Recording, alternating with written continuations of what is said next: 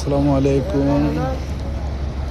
গাজীপুর থেকে ঢাকা সদরঘাট আসছি। এখন একটা লঞ্চ নাই।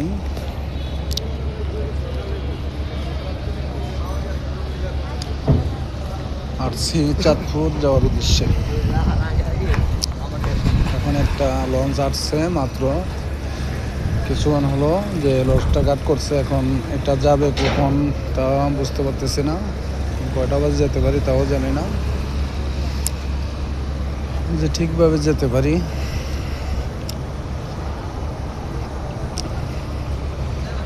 আপনারা দর্শক আমার জন্য একটু দোয়া করবেন। আমার অনেকে এই টাইমে আসে,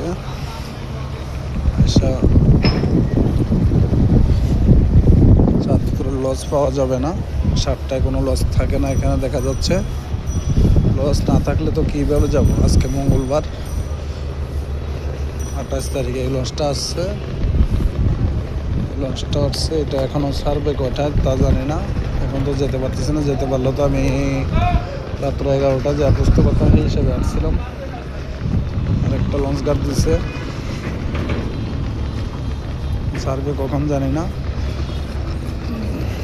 যেমন তাড়াতাড়ি যেতে পারি, এই জন্য আমার জন্য একটু দোয়া করবেন সবাই। এই পর্যন্ত ভিডিওটা। আল্লাহ হাফেজ।